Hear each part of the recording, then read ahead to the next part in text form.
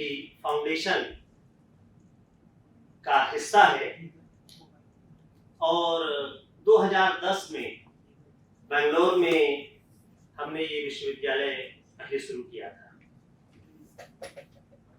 बाद में ये विचार आया कि दूसरी जगहों पर भी विश्वविद्यालय होने चाहिए और जब बेंगलोर में यूनिवर्सिटी शुरू हुई तो उसी समय से वहां पर एक पब्लिक लेक्चर्स की श्रृंखला शुरू हुई। जब हमने भोपाल में विश्वविद्यालय शुरू किया तभी से यहाँ पर भी एक पब्लिक लेक्चर की श्रृंखला शुरू की है। इस श्रृंखला में आज ये चौथा पब्लिक लेक्चर है और हमारी मंशा इस तरह की है कि वाद संवाद से ही नई बात पैदा होती है, नया ज्ञान पैदा होता है। तो जहां हम नए कैंपस खोल रहे हैं, नया विश्वविद्यालय खोल रहे हैं, तो वहां एक इस तरह के संवाद के माध्यम से वहां का जो नागरिक समाज है, वहां के जो आम लोग हैं, बुद्धिजीवी लोग हैं, उनके साथ भी एक संवाद कायम करें। मकसद जो हमारे फाउंडेशन का है, जिसमें एक न्यायपूर्ण, समतामूलक, अधिक मानवीय समाज बनाना है और ऐसा समाज जो सस्टेनेबल हो, तो उसी दिशा में हमारे ये सारे पब्लिक लेक्चर्स डायरेक्टेड हैं।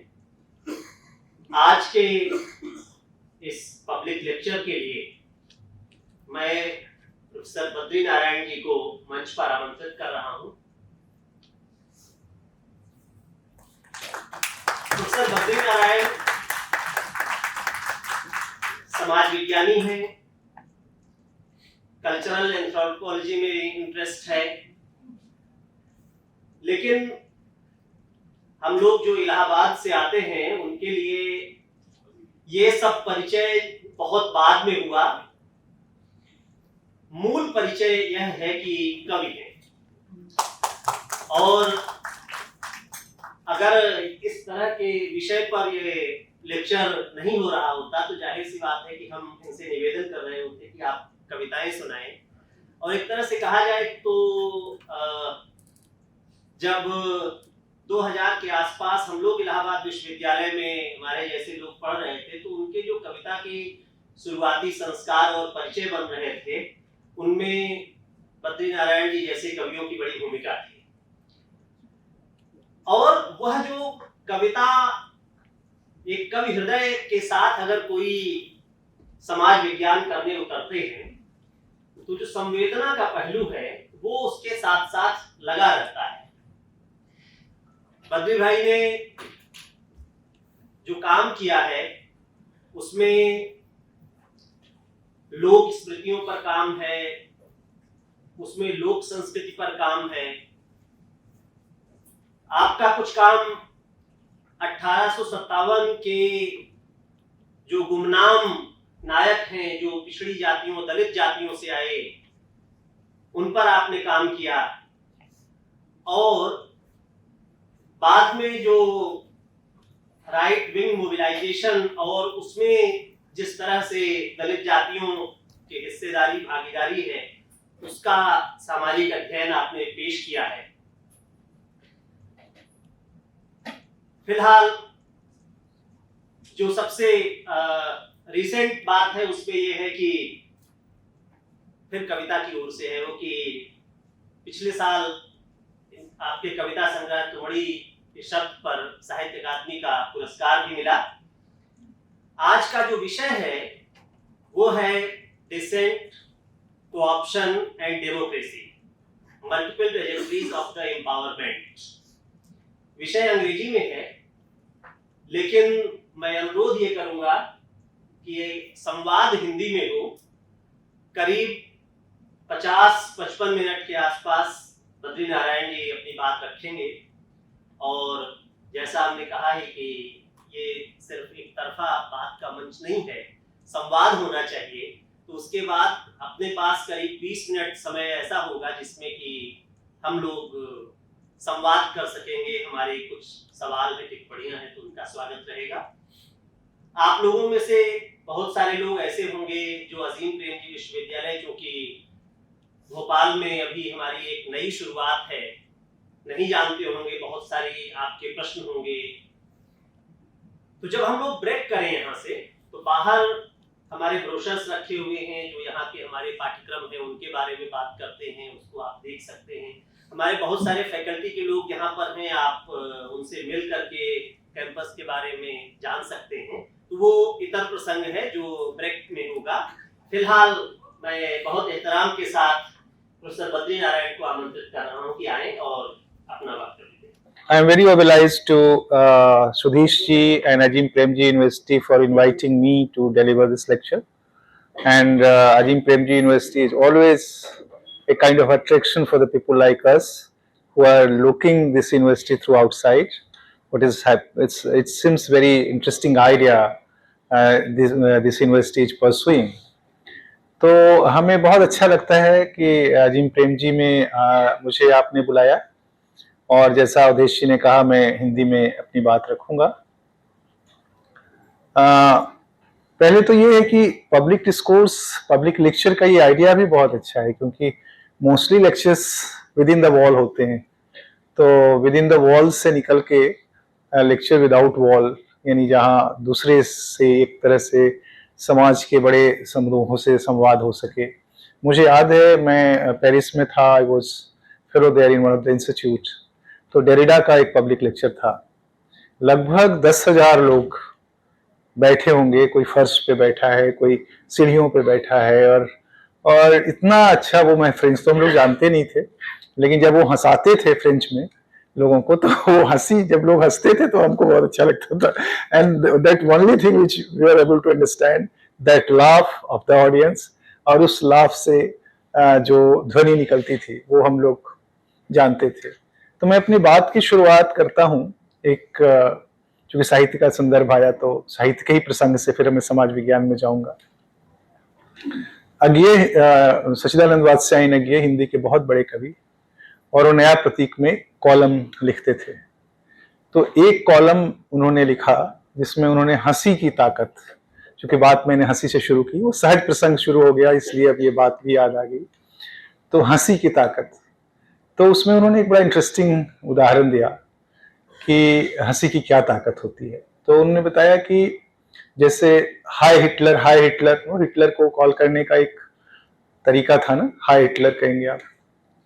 तो वैसे ही जो स्पेन का जो तानाशाह था, तो पॉस्को, तो उसने कहा कि भाई हमें भी एक अपनी, हमारे साथ संवाद के का लेवल तय करने का भी एक वो होना चाहिए। तो उसने कहा कि ऐसे 3 बार आप उसका नाम लीजिए, पोस्को पोस्को पोस्को, तब फिर कोई और बात होगी, यानी संबोधन का तरीका यही होगा। तो ये पूरे स्पेन में एक कल्चर सा हो गया था। तो एक बार एक कॉफी शॉप में एक आदमी आया, उसने ऐसे मारा, बोला कॉफी कॉफी कॉफी। अब उसके बाद ये इतना चला कि वहां पर स्पेन में अगर किसी को पेन खरीदना हो, वो भी 3 बार पेन पेन पेन, किसी को चाय लेना हो, चाय चाय चाय। तो वो एक तरह से फार्स में बदल गया, वो एक मजाक में, एक हंसी में। तो फिर बाद में उसको ये पता चला कि ऐसा हो रहा है, तो उसने अपना डिसीजन वापस ले लिया। तो हंसी की ताकत ये होती है कि वो डेमोक्रेसी को डेमोक्रेसी बने रहने की सलीका और एक कहते हैं ना, रास्ता बनाती रहती है कि आप डेमोक्रेसी बने रहें। You should not turn as authoritarianism. Authoritarianism अगर है भी तो धीरे धीरे उसको डेमोक्रेसी में बदलना होगा। तो ये हंसी की ताकत है। बात हंसी as a form of protest, no, as a form of dissent, व्यंग as a form of dissent, as a form of protest. एक समाज जो बहुत तरह के एक समाज का मूल भाव क्या होता है, यानी मेरा कहना है कि जो डिसेंट है ये अवलंब भाव है। जो लोग हिंदी साहित्य या साहित्य से जुड़े हुए हैं वो जानते होंगे कि एक अलंब भाव होता है, एक अवलंब भाव होता है। अलंब जिस पर आप डिपेंडेंट हो सकते हैं। तो डिसेंट क्यों है? क्योंकि कहीं आपके मन की आकांक्षा पूरी नहीं हो रही है, कहीं आपके कुछ बात है जो आपकी नहीं मिल रही है, कुछ शिकायत है, कुछ असहमति है, इसलिए डिसेंट है। तो डिसेंट होता ही नहीं। तो डिसेंट का कारण का जो भाव है वो मूल भाव है, यानी वो अलम्ब भाव है, अलम्ब भाव है, और डिसेंट एक अवलंब भाव है, वो उस पर टिका हुआ भाव है। तो अगर आप उसको खत्म कर देंगे, यानी डिसेंट के कारण को खत्म कर देंगे, कहते हैं ना कॉज एंड इफेक्ट, तो कॉज ये है कि अगर कोई कॉज होगा तभी डिसेंट होगा, तो उस कॉज को ही खत्म कर देंगे तो डिसेंट खत्म हो जाएगा। डिसेंट डेमोक्रेसी का एक एक एक ऐसी जरूरत है कि उसके बिना डेमोक्रेसी इवॉल्व नहीं होती है, डेमोक्रेसी एस्थेटिक हो जाएगी। डेमोक्रेसी की शक्ति यही है कि उसको लगातार इवॉल्व होते रहना है, लगातार बदलते रहना है, और लगातार भविष्य की democracy, democracy for future, democracy of future में बदलना है उसको। और इसके लिए जरूरी है कि डिसेंट होता रहे। डिसेंट क्या है? वो आप तक आवाजें पहुंचाती है कि भाई ऐसा हो रहा है, यहाँ गड़बड़ हो रहा है, वहां गड़बड़ हो रहा है, यहाँ गलतियां हैं, हमें वो नहीं मिल रहा है जो मिलना चाहिए, हमारे पास ये चीज नहीं पहुंच रही है, तो डिसेंट होता है। डिसेंट के बहुत फॉर्म है, बहुत रूप है, एक महाकाव्य है डिसेंट अगर आप देखें तो। और डिसेंट के सोशल डिसेंट अलग होते हैं, समाज में परिवार में जो डिसेंट अलग होते हैं, स्टेट के साथ डिसेंट अलग होते हैं, लेकिन डिसेंट जो मेरा पहली जो अवधारणा है वो ये है कि ये समाज का अवलंब भाव है, यानी ये शाश्वत भाव नहीं है, इटर्नल भाव नहीं है, ये लंबे समय तक चलने वाली भावना नहीं है। कोई भी ये नहीं चाहेगा कि हमेशा वो डिसेंट करता रहे। क्यों डिसेंट करेगा? तो मानसिक अशांति होगी, घर में अशांति रहेगी, तो वो चाहेगा कि डिसेंट क्यों? क्योंकि उसको रिकॉग्निशन मिले। Dissent for recognition, dissent for, यानी एक हम काम कर रहे थे चमार जाति के चिति और संस्कृति का अध्ययन, तो उसमें जो हमने उनके ओरल ट्रेडिशंस को एक्सप्लोर किया, तो मुझे लगा कि जो उस कास्ट के जितना भी लिटरेचर है, ओरल लिटरेचर, उसमें एक चाह है समाहन की चाह, कॉप्शन की चाह। यानी कॉप्शन गलत शब्द भी हो सकता है, उसके लिए कोई और शब्द आप ढूंढ सकते हैं, लेकिन वो मिलने की चाह, कि वो आपसे मिल जाए, आप में समाहित हो जाए, आप उसको दूरी नहीं रखें, आप उसको फर्क नहीं रखें। तो सारा डिसेंट इसलिए है क्योंकि वो वहां पर आपके साथ समाहित होना चाहता है। तो किसी भी सिंबल ऑफ पावर के भी बहुत सारे अर्थ हैं। यानी state power is all pervasive, there are various forms and symbols of power, various levels and layers of power. लेकिन यहां मैं जब बात कर रहा हूं तो स्टेट पावर की बात कर रहा हूं, क्योंकि डेमोक्रेसी के साथ उसका रिश्ता है। यहाँ पर मैं परिवार के पावर की बात नहीं कर रहा हूं, घर का मुखिया होता है उसकी बात नहीं कर रहा हूं, यहाँ मैं स्टेट पावर की बात कर रहा हूं कि स्टेट की जो पावर है उसको भी इसमें बहुत सेंसिटिव रहना होता है कि कैसे कहां कहां वो आवाजें हैं जो हमें समाहित होना चाहती हैं। हमें मतलब जो state, the way state defines democracy. अब उससे आपकी असहमति हो सकती है, भाई स्टेट डिफाइंड डेमोक्रेसी से हम सहमत नहीं है, तो आप नक्सल के रास्ते पर कोई जाता है, कोई समाज सरकार के साथ संवाद ही नहीं करना चाहता है। लेकिन अगर इससे सहमति है कि नहीं, ये यही एक रास्ता है, जैसा कि अम्बेडकर मानते थे और जैसा कि कांशीराम मानते थे। एक बार कांशीराम को शायद आप लोग जानते होंगे, बहुत जिन्होंने पूरा ये बहुजन मूवमेंट को खड़ा किया। एक बार उनसे किसी ने कहा कि भाई आप बिहार में क्यों नहीं अपना मूवमेंट खड़ा करते हैं? उन्होंने कहा बिहार में तो गोली बंदूक की बात होती है और वहां तो हम चल नहीं सकते, क्योंकि दलितों को स्टेट के साथ रहना है और स्टेट के साथ रह के अपनी हिस्सेदारी लेनी है। ये बहुत क्लैरिटी है पूरी दलित पॉलिटिक्स की, जो विचार श्रृंखला है कि हमें राज सत्ता के साथ रह के उसमें अपनी जगह बनानी है। तो ये असहमति, पहले सहमति तय हो जाए कि स्टेट लेड डेमोक्रेसीज में ही हमें जगह चाहिए, तब तो ठीक, तब ये डिसेंट का डिस्कोर्स अलग होगा। लेकिन जैसे ही आप कहेंगे कि नहीं state led democracy is I am not agree with it, हम अपना एक स्टेट बनाएंगे, तब आप दूसरे रास्ते पे जाएंगे। तब डिसेंट का वहां दूसरा अर्थ होगा, उसकी व्याख्या के पैराडाइम दूसरे होंगे, उसके रिसोर्स, स्टडी के रिसोर्सेस अलग होंगे। यहाँ पर चूंकि हम लोग डेमोक्रेसी की बात कर रहे हैं तो स्टेट लेड डेमोक्रेसी की बात कर रहे हैं, तो उसमें एक तो मैंने कहा कि डिसेंट मूल भाव नहीं है, इसका मतलब डिसेंट खत्म हो सकता है। डिसेंट खत्म होने का कारण यह है कि जिस कारण से डिसेंट है आप उसको धीरे धीरे एड्रेस करे, रिस्पॉन्ड करे और उस डिसेंट के भाव को। दूसरा यह है कि डिसेंट हमेशा इसलिए होता है क्योंकि उसको खत्म होना होता है। डिसेंट फना होना चाहता है, डिसेंट कभी कंटिन्यू नहीं रहना चाहता। डिसेंट की नियति ही है कि वो समाहन चाहता है, वो अपनी समाप्ति चाहता है।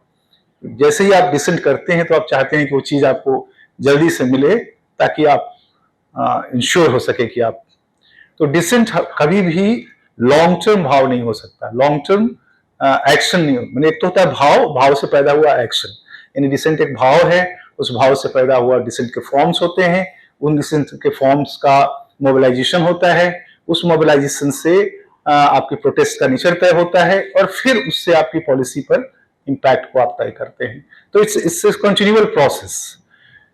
तो तीसरी बात यह है कि मैं बहुत सरल करके ये बातें कह रहा हूँ, थ्योरेटिकल ढंग से कहेंगे तो इसको और वैचारिक बना के और कॉन्सेप्चुअली कह सकते हैं, लेकिन हम उसको सिंप्लीफाई करना चाहते हैं। तीसरा जो है कि डिसेंट के कुछ फॉर्म्स विजिबल होते हैं, कुछ इनविजिबल होते हैं। मोस्टली विजिबल फॉर्म वो होते हैं जो वो कम्युनिटी करती है जिसकी डेमोक्रेसी में इलेक्टोरल वैल्यू होता है, या वो लोग करते हैं जिनका कोई मतलब होता है इस चुनावी जनतंत्र में। तो जो बड़े नंबर की जातियां हैं, जिनके पास कैपेसिटी टू एस्पायर है, आप लोग इस capacity to aspire, capacity to acquire, politics of representation, तो कैपेसिटी टू एस्पायर पहले आएगा, फिर कैपेसिटी टू एक्वायर आएगा, फिर पॉलिटिक्स ऑफ रिप्रेजेंटेशन आएगा। तो जिन जातियों के पास कैपेसिटी ऑफ एस्पायर आ चुका है, वो जब अपना डिसेंट शो करते हैं तो वो एक टाइप बन जाता है। टाइपोलॉजी ऑफ डिसेंट अगर आप बनाएंगे इस देश में तो प्राय वही फॉर्म आपको दिखाई पड़ेंगे जो visible community, dominant community even among the marginals जिसको करते रहे हैं। लेकिन इवन मार्जिनल्स में भी बहुत सारी जातियां और बहुत सारी कम्युनिटी हैं जिनके डिसेंट के फॉर्म्स, आवाजें पहुंच ही नहीं पाती हैं। वो आपको पता ही नहीं होता कि किन किन फॉर्म्स में वो डिसेंट करते हैं। जैसे उत्तर प्रदेश में 66 दलित जातियां हैं। 66 में आप हम कहीं भी जाते हैं लेक्चर करने तो पूछते हैं कि आपके यहाँ कितनी दलित जातियों का नाम आपको याद है? बीएचयू में, हैदराबाद में, जेएनयू में, हर जगह 4-5 से ज्यादा कोई नहीं बता पाता है। जबकि आपके राज्य में अगर आप देखें तो हो सकता है 50 दलित जातियां हों, कहीं 55 है, कहीं 60 है, कहीं 65 है, लेकिन 4 ही 5 को हम जानते हैं क्योंकि वो 4-5 अपने डिसेंट को सामने रखने की शक्ति उनको मिल गई है। Dissent through votes, through ballots और थ्रू प्रोटेस्ट और थ्रू वेरियस मीडियम्स। तो ऐसे मेरा ये कहना है कि जो डिसेंट के फॉर्म अभी आपको दिखाई पड़ रहे हैं समाज में, वो अभी बहुत छोटे समुदायों का डिसेंट है। छोटे मतलब कम समुदाय जिसको अभिव्यक्त कर पाए हैं। बड़ी संख्या, बड़ी समुदायों की जो एक दुनिया है उसके डिसेंट के बारे में आपको पता ही नहीं होता। जैसे महिलाओं का डिसेंट आप जानते हैं, अरे नहीं वो तो नारा लगा देंगी, प्रोटेस्ट कर देंगी, ये वो पढ़ी लिखी महिलाओं का डिसेंट का फॉर्म है। लेकिन गांवों की महिलाओं के डिसेंट का फॉर्म एकदम अलग होगा। आप ये नहीं कामना कर सकते कि आप ही के तरह का डिसेंट का फॉर्म उनका भी हो जाए। उनके डिसेंट का फॉर्म अलग होगा, अलग भाषा, अलग बानी, अलग डिक्शन, अलग फॉर्म्स में वो अपने डिसेंट को एक्सप्रेस करती हैं। जैसे आपको पता होगा हमारे गांव में शादियां होती हैं, तो शादियों के रात जिस दिन बारात चला जाता है उस दिन गांव की औरतें एक घर में सिर्फ औरतें ही रहती हैं। तो औरतें पुरुष बन करके, कुछ पुरुष बन जाएंगी, कुछ स्त्री बनेंगी और पूरा प्रहसन करती हैं जिसमें अगेन हंसी की ताकत, वो मेल डोमिनेंस को बार बार सबवर्ट करती हैं अपने उसमें।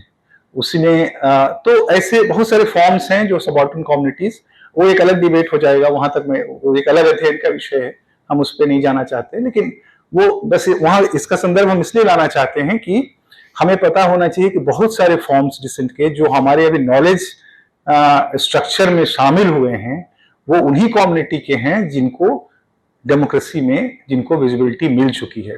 जिनको नहीं मिली है उनके डिसेंट के फॉर्म्स अभी आपको पता भी नहीं है कि कैसे हैं और क्या है। इससे बहुत खुश जो एकेडमिक्स, जो जर्नलिस्ट, जो स्टेट होती है कि नहीं साहब अब तो लिबरल टाइम है, तो हम तो डेमोक्रेसी में सब डिसेंट के फॉर्म्स को जान चुके हैं, ऐसे ही डिसेंट होता है, इनको ऐसे करिएगा तो इसका रास्ता निकल जाएगा, ऐसे हो जाएगा, वैसे हो जाएगा। दूसरा क्या है कि डिसेंट के फॉर्म्स, लेकिन ये हो रहा है कि डिसेंट के फॉर्म दिन पर दिन होमोजेनाइज होते जा रहे हैं। होमोजेनाइज उनके, यानी जिनको, जो अभी विजुअल स्फीयर में जो कम्युनिटी आ चुकी है। क्यों होते जा रहे हैं? क्योंकि न्यू लिबरल इकोनॉमी 90s के बाद जब लागू हुई तो एक बहुत बड़ा शिफ्ट है इंडियन इकोनॉमी में, इंडियन सोशल स्ट्रक्चर में, इंडियन पावर स्ट्रक्चर में, इंडियन गवर्नेंस में, जिसने हमारे सोशल लाइफ को बहुत तब्दील किया है। और न केवल इंडिया में, पूरी दुनिया में अब डिसेंट के फॉर्म्स लगभग एक से होंगे, क्योंकि गवर्नेंस के फॉर्म लगभग एक से होने जा रहे हैं, हो गए हैं। न्यू लिबरल इकोनॉमी ने कैसे आपको शासन करना है, क्या पॉलिसीज होंगी, क्या प्रोग्राम्स होंगे, उनका एक खाका खींच के आपको दे दिया है। ब्रिटेन में वही डिक्शन सुनाई पड़ेगा आपको जो कि इंडिया में, जो दिल्ली में सुनाई पड़ेगा, वही डिक्शन आपको शिकागो में सुनाई पड़ेगा, अमेरिका में सुनाई पड़ेगा, क्योंकि न्यू लिबरल इकोनॉमी ने गवर्नेंस को, सरकारों की सत्ता को, के फॉर्म्स को होमोजेनाइज कर दिया है। तो प्रोटेस्ट भी उसी तरह से होमोजेनाइज फॉर्म में ही होंगे। और फिर एक नया नेता पैदा हो गया है, वो नेता ये है सोशल साइट, जो साइबर स्पेस, यानी मैसेज, वैसे ही मैसेज सोशल साइट पे जाएंगे, फिर वैसे ही लोग इकट्ठे होंगे चौराहों पे, वैसे ही दीपक, पहले वो मोमबत्ती जलाते थे, अब मोमबत्ती की जगह वैसे ही वो अपना फ्लैश लाइट कैमरे का दिखाएंगे, फिर उसके बाद 3 घंटा रह के चले जाएंगे, फिर अपना दूसरे दिन आएंगे, 3 घंटा वहां करेंगे। फिर आप ये कामना पिजन मूवमेंट को छोड़ दें, ये जो अभी जो हुआ Punjab led peasant movement Delhi में, तो मोस्ट ऑफ द मूवमेंट में, डिसेंट में, रिजिलियंस की क्षमता अब कम होती जा रही है, सस्टेनेंस उनका कम होता जा रहा है। जो सस्टेनेंस पहले था, क्योंकि न्यू लिबरल इकोनॉमी ने हमारे पूरे रहन सहन, सोचने के ढंग, हमारी जो आत्मशक्ति, हमारे जो झेलने की कुवत, उन सबको बदल दिया है। हमें अब तुरंत फुरत समाधान चाहिए, जल्दी से जल्दी ऑप्शन चाहिए, जल्दी से जल्दी हमें अपने इश्यूज का निपटारा चाहिए, और उसमें बहुत ज्यादा खलल नहीं चाहिए कि हम 10 दिन भूखे वहां सड़क पे नारे लगा रहे हैं, मसाल जुलूस दिखा रहे हैं। इसलिए ट्रेड यूनियन मूवमेंट लगभग खत्म हो गया, आपने देखा होगा। पिजन मूवमेंट भी उस तरह का, वो जो मोस्टली मीडिया कैमरा, जिसको हम लोग कहते हैं कि कैमरा गेज के मूवमेंट्स, जो कैमरा गेज में दिखने और आने के बहुत सारे तरीकों को अपनाते हैं, उस तरह के फॉर्म्स में ही होते हैं। और ये पूरी दुनिया में मिडिल ईस्ट के मूवमेंट्स को देख लीजिए, वहां भी यही फॉर्म दिखाई पड़ेगा। चाहे वो रोहित वेमुला का प्रोटेस्ट देख लीजिए, वहां भी सेम फॉर्म ऑफ मोबिलाइजेशन दिखाई पड़ेगा। इसका मतलब कि डिसेंट की न्यू लिबरल टाइम में डिसेंट की फॉर्म्स भी बदल रहे हैं, डिसेंट करने की क्षमता भी कम हो रही है। डिसेंट के तिरोहन का दौर है ये, डिसेंट के तिरोहन का दौर है। और डिसेंट अगर और डिसेंट जो है भी, डिसेंट के अभिव्यक्ति, वो अपने को नए ढंग से इन्वेंट करने का जो काम है, जो करती रहती थी पहले, अब उसके स्पेस कम होते जा रहे हैं, क्योंकि वो होमोजेनाइज है। होमोजेनाइज, क्योंकि पावर जिसको आपको एड्रेस करना है वो एक ही तरह का है, और उसका एक नेचर तय हो गया है। वो चाहे बीजेपी हो, चाहे कांग्रेस आए, चाहे कोई भी पार्टी आए, जो प्रधानमंत्री वैसे ही बिहेव करेगा, वैसे ही होगा। व्यक्ति के होने से थोड़ा फर्क पड़ता है कि व्यक्ति का अपना जो कैरेक्टर है वो उसमें दिखाई पड़ता है, लेकिन पॉलिसीज लगभग एक होंगी, प्रोग्राम्स लगभग एक होंगे, चिंताएं लगभग एक होंगी, कंसर्न लगभग एक होंगे। तो ये सहमति हम लोगों ने, पूरी दुनिया ने मिलकर बनाई है कि भाई न्यू लिबरल इकोनॉमी में हम इंटर करेंगे, उससे एक न्यू लिबरल टाइम आएगा। न्यू लिबरल टाइम इस तरह का टाइम होगा, इस टाइम में हमारा अब उस टाइम के असर के कारण मेरा कहना है, अब डिसेंट का फॉर्म वो नहीं रहेगा जो कि 30 साल पहले हिंदी साहित्य में अवधेश जी परिचित हैं कि पहले क्या था कि मालिक, मजदूर जाके मालिक का गला काट देता था। कहानियों में दिखाया जाता था कि वो आया और उसने मालिक का गला काट दिया, क्योंकि वो लैंड मूवमेंट, आप 70 का नक्सल मूवमेंट याद करिए, उसका लिटरेरी रिफ्लेक्शन याद करिए, तो वो सारी चीजें होती थी। अब वो नहीं हो सकता, क्योंकि टाइम बदल चुका है एक। और ये टाइम जो, क्योंकि इसने आपको बहुत सारे ऐसे चौराहों पे खड़ा कर दिया है जहां बहुत सारे एस्पिरेशंस आप में पैदा हो गए हैं, और आप उन एस्पिरेशंस को पूरा करना चाहते हैं, जिसको कि बार बार टाइम ऑफ एस्पिरेशन कहा जाता है। This is the second phase of new liberal time.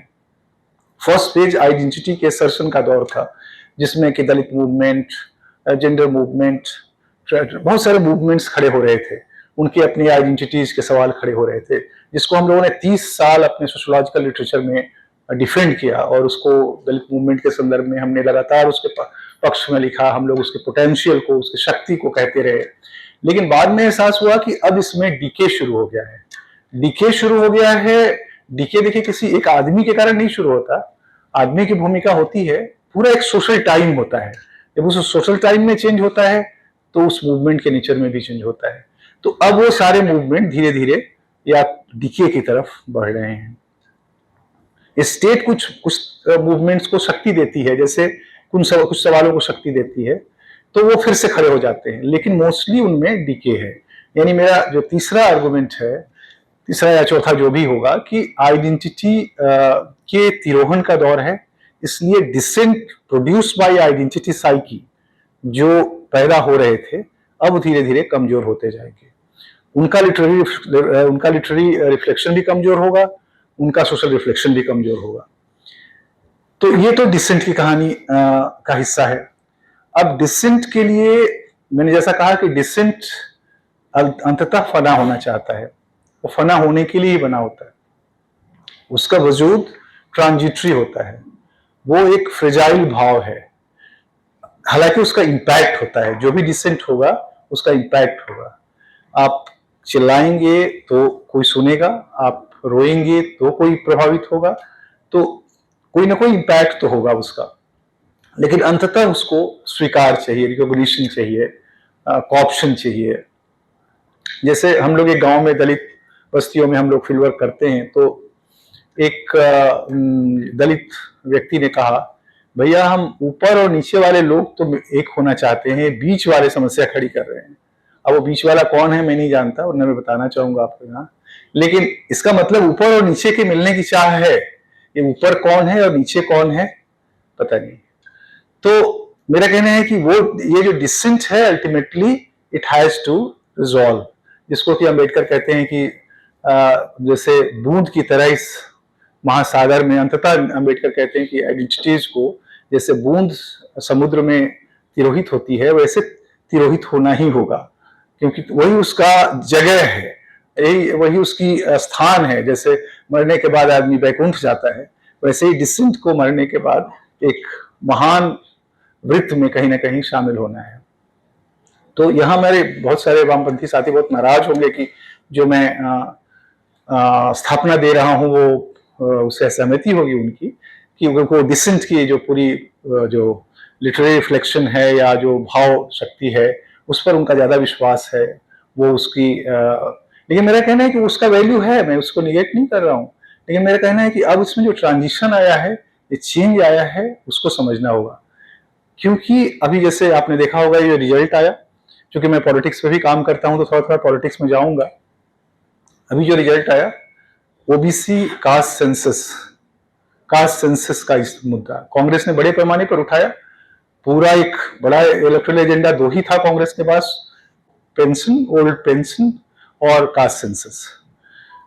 Caste census हम लोग बार बार कह रहे थे, पिछले 8-9 महीनों से हम कह रहे हैं लिख लिख करके और बोल बोल करके कि ये पॉपुलर इलेक्टोरल एजेंडा नहीं हो पाएगा, क्योंकि टाइम बदल गया है। ये 70 की पॉलिटिक्स करने का तरीका 70 to 80 में जो था अब नहीं चलेगा, क्योंकि अब जो ओबीसी है उसको रिजर्वेशन भी चाहिए, उसको अमेरिका भी जाना है, उसको किसी धर्म, जैसे ही पैसा होगा तो वैष्णो देवी का दर्शन भी करना है।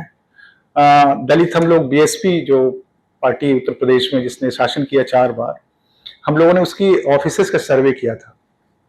उन सारे सर्वेज में हमने देखा कि हर ऑफिस में एक आदमी बैठा हुआ है पैंट शर्ट पहने हुए, जो हेड ऑफ द ऑफिस, और मोस्टली चूंकि उस समय मायावती सरकार में थी वो एसटी हुआ करते थे, और उसके हाथ में धग्गी, कुर्ता, पैंट शर्ट, तिलक, पान खाते हुए लोग आ रहे हैं, पांव छू रहे हैं, वो आशीर्वाद दे रहा है। तो ये दलित मूवमेंट का हश्र, यानी मेरा कहना है कि जो लोग इस पर बहुत रिलाई कर रहे थे कि ओबीसी आइडेंटिटी पॉलिटिक्स को खड़ा करके हम इलेक्टोरल गेन ले लेंगे विद इन 1 ईयर, वो मुझे लगता है गलत कर रहे थे, क्योंकि aspirations, this is a time of aspirations, और वो चेंज हो चुका है। और हम लोग बार बार कह रहे थे कि ये न्यू लिबरल टाइम को आप समझिए, आप ही ने पैदा किया और आप ही नहीं समझ पा रहे हैं।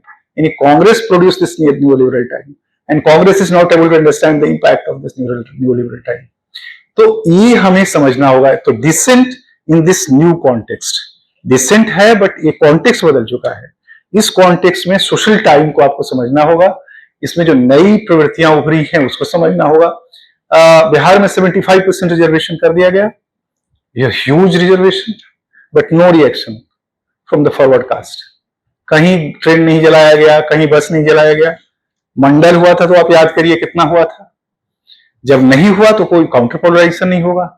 इधर से वो यानी जो पार्टी इसको लगा रही थी वो चाह रही थी कि इधर से रिएक्शन हो, ऊंची जातियां बोलें, जैसे ही बोलेंगी वैसे ही हमारे लिए कैपिटल पैदा होगा। वो कैपिटल नहीं पैदा हो रहा है।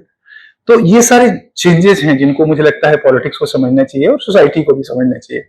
तो डिसेंट के फॉर्म्स, आइडेंटिटी प्रोड्यूस डिसेंट के फॉर्म में भी परिवर्तन है जिसको हमें समझना होगा, क्योंकि जो नया मानस बना है ये मानस एक्सक्लूड करने का मानस नहीं है, ये एक तरह से मोनो होमोजेनाइजेशन का मानस नहीं है, ये मल्टीपल कनेक्ट का मानस है। इसका बहुत तरह के कनेक्शंस में ये जीता है, बहुत तरह के, क्योंकि कनेक्शंस का एक बड़ा माध्यम ये है जो आपके अपनी जाति का ग्रुप में तो जोड़ता ही है, लेकिन साथ साथ दूसरों से भी आपको जोड़ता है।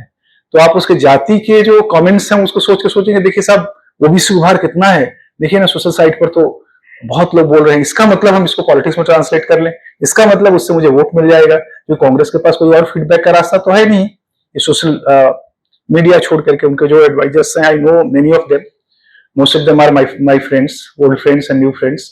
मुझे पता है कि उनको ये ग्रासरूट की जानकारी ही नहीं है वहां क्या हो रहा है, वहां किस तरह का चेंज हो रहा है। तो ये नए परिवर्तनों को समझना होगा। तो डिसेंट फॉर कॉप्शन, कॉप्शन के लिए नई शब्दावली हम दे सकते हैं। कॉप्शन कहें, कोई कह सकता है आप कॉप्शन का इस्तेमाल क्यों कर रहे हैं, कोई और चीज कह सकते हैं आप। कॉप्शन के रास्ते क्या हैं, तरीके क्या हैं। स्टेट के पास कॉप्शन के तरीका रिप्रेजेंटेशन, आपके लिए प्रोग्राम्स पॉलिसीज बनाना, उसमें आपकी आवाजों को शामिल करना, उसके अतिरिक्त कुछ नहीं है। यानी आपको अगर वो कॉप्ट करना चाहेंगे तो एमएलए का टिकट दे देंगे, मिनिस्ट्री का टिकट दे देंगे, आपको प्रोफेसर बना देंगे, वाइस चांसलर बना देंगे, आपके लिए कोई नई स्कीम चला देंगे। ये ही कॉप्शन के तरीके हैं। लेकिन state has to co-opt everyone, state को कॉप्ट ही करना है। स्टेट डेमोक्रेसी इसी पर जीती है क्योंकि इसको धीरे धीरे फैलना है। डेमोक्रेसी फैलेगी नहीं तो जड़ हो जाएगी, एक तो बदलेगी नहीं तो जड़ हो जाएगी, और फैलेगी नहीं तो जड़ हो जाएगी। कैसे? जो फैलने का मामला है वो क्या है? जैसे मैंने कहा कि उत्तर प्रदेश में 66 जातियां हैं, जिसमें 4 से 5 से अतिरिक्त आप लोगों का नाम नहीं जानते होंगे, क्योंकि they are invisible community for the governance and for the administration, for the politics. They don't even know the name about them. Once I asked with a DM of Allahabad, DM SDM, वो कौशाम्बी के इलाहाबाद के पास एक जिला है, अब जिला हो गया है, पहले जिला नहीं था, पहले वहां एसडीएम बैठता था। मैंने पूछा कि आपके यहाँ मुसहर का कोई बस्ती है क्या, हम फील्ड वर्क करना चाहते। तो उन्होंने बोला कि मुसहर तो इधर रहता नहीं है, मुसहर मैंने कहा कि नहीं, वो तो मतलब he was not knowing about Musahar, क्या है वो। एससी जानता था, एससी बस्तियां हैं कुछ इधर, but he was not knowing Musahar. For him SC is A category, तो एससी के थ्रू पॉलिसी बनाता है, तो एससी को जानता था वो। उसके बंगले के 10 किलोमीटर दूर मुसहरों की बड़ी आबादी है, वहां आवास करती थी। तो एससी है, एससी के भीतर मुसहर है, दलित है, दलित के भीतर वो 50 जातियां हैं जो अभी डेमोक्रेसी के दरवाजे पर भी नहीं पहुंची हैं, जो इनविजिबल कम्युनिटी है। उनको, उनके लिए क्योंकि उनका डिसेंट है नहीं, उनकी वॉइस नहीं है, छोटी छोटी दलित जातियां हैं, 1%, 2%, 3% की आबादी है, तो उनका कॉप्शन के भी स्ट्रेटजी अभी गवर्नमेंट के पास नहीं है। तो लेकिन अब देखिए न्यू लिबरल टाइम ने क्या किया। ये पहले की सरकारों के बारे में बात सही हो सकती थी कि उनके पास कॉप्शन के तरीके नहीं थे। इसने क्या कि नहीं, हमारे पास है कॉप्शन का तरीका। इसने कहा कि फ्री राशन। अब फ्री राशन, सारी जो सोशल गरीब कल्याण स्कीम, सभी हमारे इंस्टीट्यूट ने इन सारी स्कीम्स का इवैल्यूएशन किया है, सोशल इम्पैक्ट इवैल्यूएशन। इसको एक किताब के रूप में भी छापा है, एनबीटी ने छापा है उसको। हमने ही नहीं किया है, देश के 20 सेंट्रल यूनिवर्सिटीज, IIT, IIM ने अलग अलग पॉलिसीज का इवैल्यूएशन किया है, सोशल इम्पैक्ट इवैल्यूएशन। ये जो गरीब कल्याण स्कीम्स हैं, इनको गरीबों के बीच। अच्छा, दूसरा ये जो पावर ऑफ कहते हैं ना, डायरेक्ट बेनिफिट ट्रांसफर जो आ गया, जो ठेका लगाइए और चावल ले जाइए। पहले तो करप्शन भी कर सकते थे आप, पहले किसी को दे सकते थे, नहीं भी दे सकते थे आप, अब तो आपको देना है। तो अब डिलीवरी हो रहा है, तो डिलीवरी पहुंच रहा है उन तक। यानी हम लोगों ने गांव में जो भी फील्ड वर्क करते हैं, पूछते हैं इसके बारे में, तो यही कहते हैं, नहीं भैया कोई दिक्कत नहीं, अब जाइए, वो मशीन आ गया है ना, मशीन आने से सब ठीक हो गया है। मतलब मशीन पे इतना विश्वास है लोगों को कि प्रधान तो गड़बड़ी कर सकता था, लेकिन मशीन गड़बड़ी नहीं करेगी। मशीन से तुरंत चावल हमको मिल जाता है, ठेका लगाते हैं, मिल जाता है। तो ये सारी जो बेनिफिशियरीज स्कीम्स जो चले हैं, डेमोक्रेसी और क्या कर सकती है, स्टेट और क्या कर सकती है, आप इसी तरह के उससे कॉप्ट कर सकती है आपको। तो एक तो टिकट दे करके, जाति के आधार पर ticket, social engineering, micro social engineering, ये सब चल रहा है। दूसरा यानी पॉलिटिकल रिप्रेजेंटेशन, उनको जिनके पास कैपेसिटी टू एस्पायर आ चुकी है, जिनके पास कैपेसिटी टू एक्वायर आना है अभी या आ चुका है, जिनकी अभी पॉलिटिक्स विकसित नहीं हुई है। मैंने जो बताया कि 66 से अधिक जाति, 50 से अधिक जातियां हैं, इनके पास अभी अपने लीडर भी नहीं है, कम्युनिटी लीडर भी नहीं है, उनको लिए कोई बोलने वाला नहीं है। Who will go and talk to about them. एक बार कांग्रेस के लोग कुछ टिकट बांट रहे थे और मुझे उनको थोड़ी सलाह देने थे। 20 साल पहले की बात है, 15 साल पहले, दलित को टिकट देने थे। तो उनके जो दलित सेल के इंचार्ज हैं, राजू साहब, वो हमारे इंस्टीट्यूट आए थे इसी काम के लिए हमसे मिलने। तो मैंने देखा तो सारा चमार, पासी, धोबी, कोरी, तो सिर्फ 4 जातियों के ही लोग रिप्रेजेंट कर रहे थे वहां, जो एप्लीकेंट थे टिकट के। मोस्ट ऑफ कम्युनिटीज वे आर नोवेयर। यही हाल बीजेपी के भी टिकट डिस्ट्रीब्यूशन में है।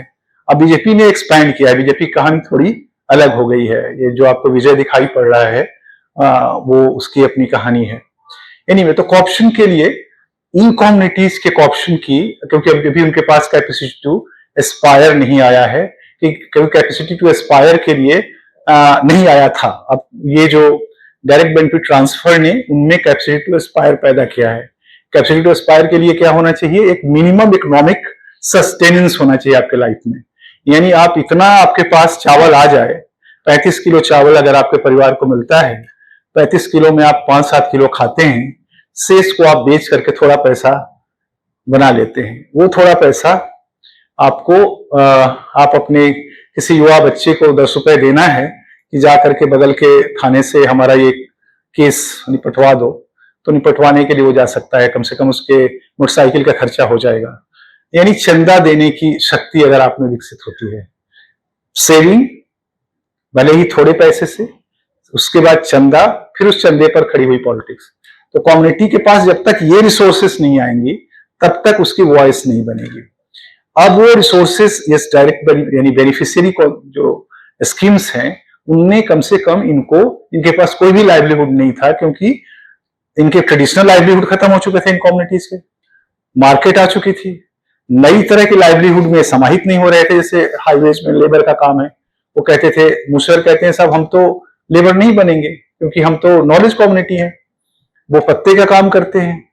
बहुत सारी कम्युनिटीज हैं जो अपने को वैद्य मानती हैं, सहरिया मध्य प्रदेश में, तो अब उनको आप कह रहे हो लेबर बन जाओ, वो कहते हैं हम लेबर नहीं बनेंगे। क्योंकि लेबर बनना उनको लगता है कि उनको तो community in confusion, they are the community in confusion. In community of confusion के लिए कोई पॉलिसी अभी आपके पास नहीं है वो। लेकिन अब जब ये डायरेक्ट बेनिफिट ट्रांसफर पहुंच रहा है उन तक, सोशल स्कीम्स पहुंच रहे हैं, तो वो कोई रोक नहीं सकता, आपको लेना ही है। चावल आया तो आपको लेने का मन करेगा, चावल फ्री मिल रहा है, आप लेंगे। आपके पास पेंशन आया, आपके खाते में पहुंच जा रहा है, मोदी जी का पैसा आ गया, चौहान जी का लाडली बहना स्कीम आ गई, आप लेंगे ही लेंगे।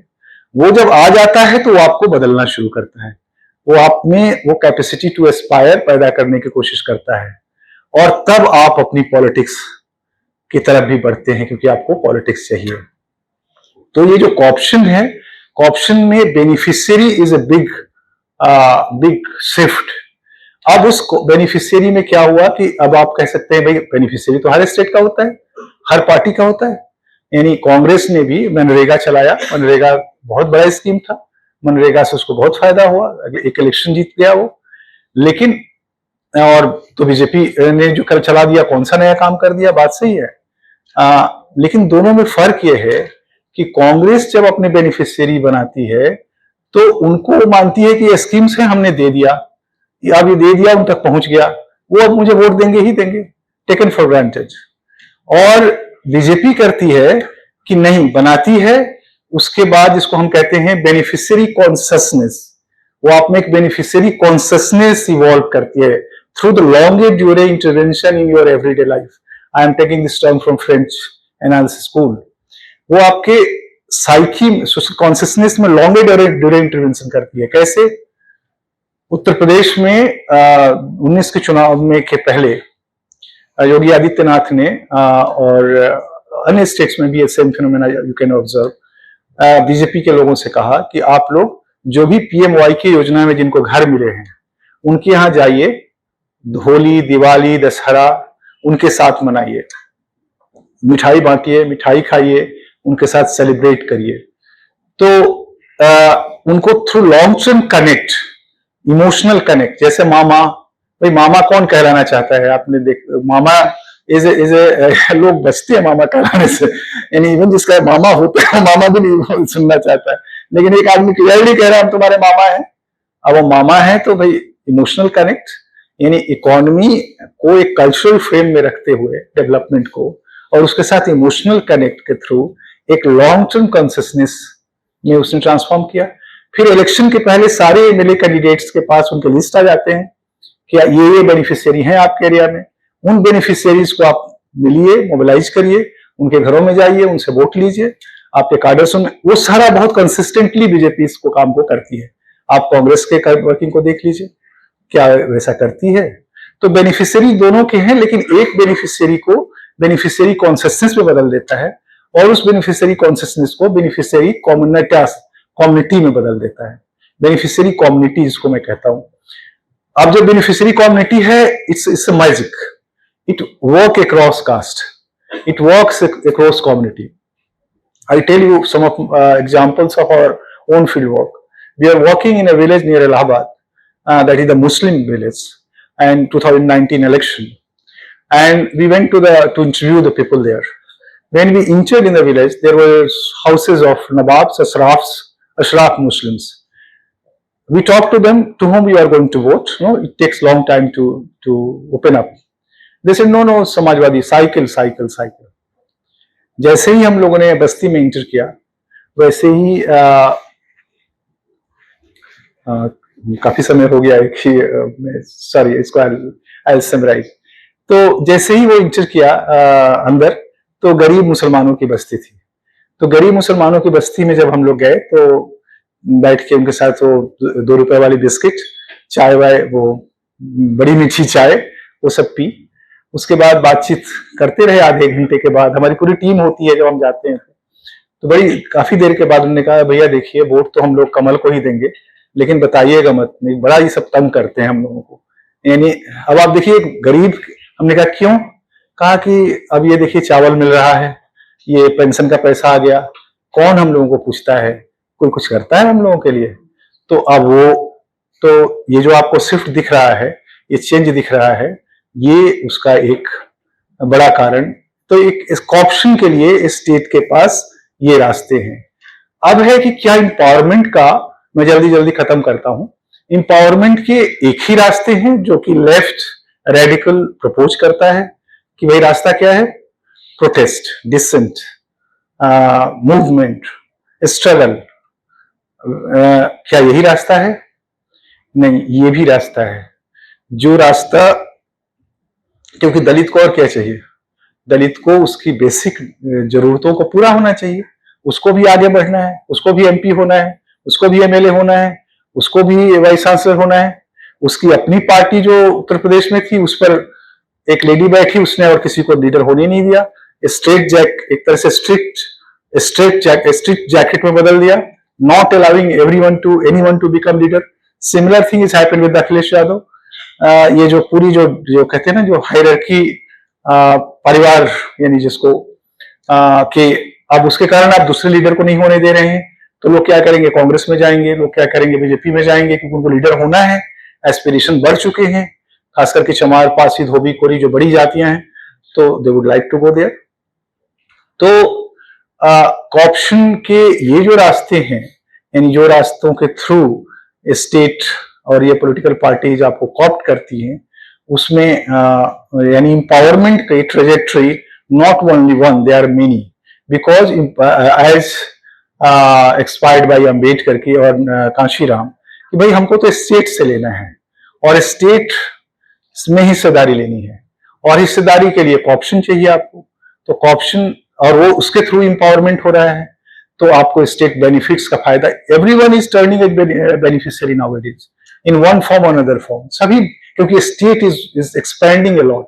पहले क्या था, जब आया था न्यू लिबरल इकोनॉमी, तो माना जाता था कि मार्केट वर्सेस स्टेट होगा, मार्केट डोमिनेट कर जाएगा, स्टेट वेदर अवे हो जाएगी, कमजोर हो जाएगी। लेकिन आज आपने देखा होगा कि मार्केट और स्टेट साथ काम कर रही है, स्टेट ज्यादा पावरफुल है, स्टेट मार्केट को यानी कैपिटलिस्ट को अपनी तरह से वो करता है। तो ये है। फिर इसके बाद जो एम्पावरमेंट के रास्ते अलग अलग हैं, और दलित को ये नहीं देखना है कि लेफ्ट रास्ते से आगे बढ़ रहा है कि राइट के रास्ते से बढ़ना है, उसको आगे बढ़ना है, आगे बढ़ने के जो भी रास्ते हैं वो मिलेंगे, उससे आगे बढ़ेगा। इसमें एक धर्म का बड़ा इंटरेस्टिंग डिस्कोर्स है कि धर्म कैसे डिसेंट को खत्म करता है, और धर्म कैसे कॉर्प्शन का माध्यम भी है। अभी उस पर जब सवाल जवाब होगा तो शायद मैं बताऊं, क्योंकि ऑलरेडी 45 मिनट में बोल चुका हूं। अब अंतिम जो सब पैरा में कहना चाहूंगा कि democracy has to grow and it has to change. जैसे अभी कल एक डिबेट में मैं था, तो जो छत्तीसगढ़ के नेता हैं सिंहदेव कुछ नाम है उनका, तो हाँ, उन्होंने एक बातचीत में बोला कि कांग्रेस का वोट घटा नहीं है, लेकिन बीजेपी का वोट 14% छत्तीसगढ़ में बढ़ गया है। तो मैंने कहा कि भाई ये कौन लोग हैं जो घटा नहीं और बढ़ गया, कहां से आ गई ये वोट? कहीं से तो आई होगी, फर्स्ट टाइम वोटर होंगे, दूसरी पार्टियों के वोट होंगे, या ऐसी इंडिविजुअल कम्युनिटी होगी जो पहले वोट नहीं देती होगी, जिन तक ये पॉलिटिक्स पहुंची, जिनको उसने मोबिलाइज किया, आइदर थ्रू स्कीम्स और थ्रू कनेक्ट, यानी ट्राइबल्स में जो मार्जिन का ट्राइब्स है, मार्जिनल एरिया में जहां वोट होते नहीं होंगे, लोग वोट देते नहीं होंगे, हो सकता है उन तक ये इनकी आवाज पहुंची हो, बात पहुंची हो। ट्राइबल प्रेसिडेंट ऑफ इंडिया, एक आदमी झारखंड के खूंटी से एक बिरसा मुंडा की बात कर रहा है, that affects the entire tribal zone of India. तो कहीं ना कहीं कुछ हुआ है, 14% बढ़ कहां से गया? कहीं से तो आया। ये हर राज्य में हुआ है, भाई कांग्रेस से घटा नहीं, बीजेपी का बढ़ गया, कहां से बढ़ा? You should try to understand. दूसरी पार्टियों को वोट एक कारण है कि उनके वोट आ रहे हैं, लेकिन और भी कारण हो सकते हैं। तो एक तो इसका मतलब democracy has to expand and has to grow, यानी उन कम्युनिटी तक पहुंचनी है जो कि इनविजिबल हैं। डेमोक्रेसी जब मैं इस्तेमाल कर रहा हूं, सब तो इलेक्टोरल डेमोक्रेसी के सेंस में कर रहा हूं, लेकिन इससे डेमोक्रेसी के ब्रॉडर सवाल जुड़े हुए हैं, उन तक मैं लास्ट में आता हूं। Derrida is very interesting thinker, और उनकी एक बड़ी अच्छी किताब है the politics of friendship. The politics of friendship में वो कहते हैं कि डेमोक्रेसी हैज टू कम। अभी डेमोक्रेसी को सही अर्थों में आना है, यानी अभी ये डेमोक्रेसी है, हाफ डेमोक्रेसी है या अपंग डेमोक्रेसी है, या अगर भारतीय शब्दावली में कहें तो अष्टावक्र डेमोक्रेसी है। It has to grow and change. तो वो कहते हैं कि democracy has to come. Democracy has to come का मीनिंग क्या देते हैं कि जो अदर स्पेसीज ऑफ लाइफ के साथ डेमोक्रेटिक फ्रेंडशिप एस्टैब्लिश करना, जब आप करेंगे तभी आप डेमोक्रेसी, यानी डेमोक्रेसी सिर्फ ह्यूमन एंड स्टेट सेंटर जो डेमोक्रेसी है, स्टेट नागरिक, citizen and state centre democracy, जिसमें हम लोग दिखाई पड़ते हैं और हमारा नेता दिखाई पड़ता है, जिसमें चिड़िया नहीं है, जिसमें पेड़ नहीं है, जिसमें इकोलॉजी नहीं है, जिसमें पहाड़ नहीं है, जिसमें नदी नहीं है, अगर है भी तो वो सब्जेक्ट ऑफ गवर्न है, यानी उसको हम गवर्न करने जा रहे हैं, कंट्रोल करने जा रहे हैं। उसके साथ हमें पॉलिटिक्स ऑफ फ्रेंडशिप, जिसको कहते हैं कि डेमोक्रेटिक रिलेशनशिप, डेमोक्रेटिक फ्रेंडशिप शब्द का इस्तेमाल करते हैं कि we have to establish democratic friendship with other species of life, then democracy will expand and grow.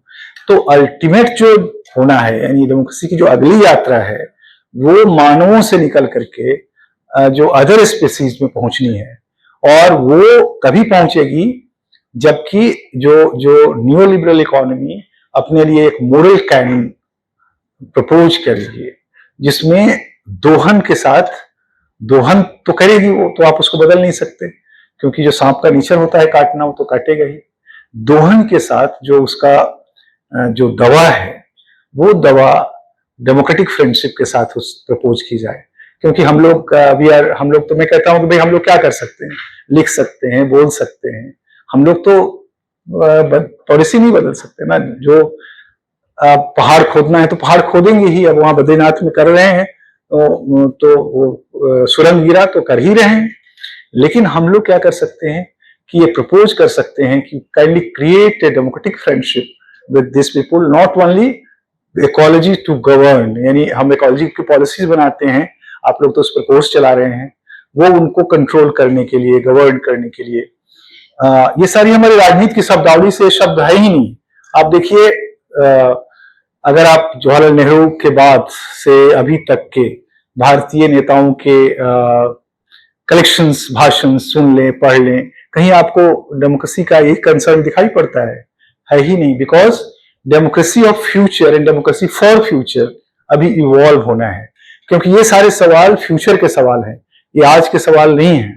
ये अगर आप उनके साथ डेमोक्रेटिक फ्रेंडशिप नहीं स्टैब्लिश करेंगे तो आप ही खत्म हो जाएंगे, यानी हम ही खत्म हो जाएंगे। जब हम खत्म हो जाएंगे, क्योंकि जब पेड़ खत्म हो जाएंगे तो हम खत्म हो जाएंगे, जंगल खत्म होंगे तो हम खत्म होंगे। तो मुझे लगता है ये रिश्ता भी हमें एस्टैब्लिश करना होगा। और कॉर्प्शन फॉर एक्सपेंशन, वेरी सेंसिटिव कॉर्प्शन, यानी मैं कह रहा जैसे बच्चे को आप दुलारते हैं, इट्स शुड लाइक दैट। ये इसलिए ऐसा नहीं कान उमेड़ के कहा चलो आओ तुमको हमने कॉप्ट कर लिया, मेरे साथ बैठ जाओ। It should not be like that, not through the power of muscles and it should be what the way the reader wanted to communicate। मैं उसमें उनमें ये शायद मीनिंग नहीं है जो मैं उसमें डाल रहा हूं अपने से एक पोइट होने के नाते, कि एक sensitive democratic friendship, not only democratic friendship, क्योंकि डेमोक्रेटिक फ्रेंडशिप का अर्थ आज के संदर्भ में बदल गया है। इंडिया, हर देश की अपना वर्जन ऑफ डेमोक्रेसी है, इंडियन फॉर्म्स ऑफ डेमोक्रेसी के अपने वर्जन्स हैं। उन वर्जन्स में एक sensitive treatment with other species of life is needed for the expansion of democracy। उससे क्या होगा कि कम्युनिटीज भी जुड़ेंगी। जैसे इस देश में कितनी हजार नदियां हैं, उन नदियों के किनारे के अपने वासी हैं, आप उन नदियों के साथ डेमोक्रेटिक फ्रेंडशिप एस्टैब्लिश करेंगे तो उन निवासियों के साथ भी डेमोक्रेटिक फ्रेंडशिप एस्टैब्लिश करेंगे, और हो सकता है बेनिफिशियरी जो पॉलिसीज हैं वो वहां पर और अच्छे से काम कर सके, सिर्फ लेने और देने का संबंध नहीं रह जाए। हो सकता है जो फैमिली रिलेशन, जिसको मैं कहता हूँ new vocabulary which BJP has evolved, cultural vocabulary, उसमें कोई नए तत्व जुड़ सके। तो मुझे लगता है कि यहाँ पर मैं अपनी बात समाप्त करता हूँ।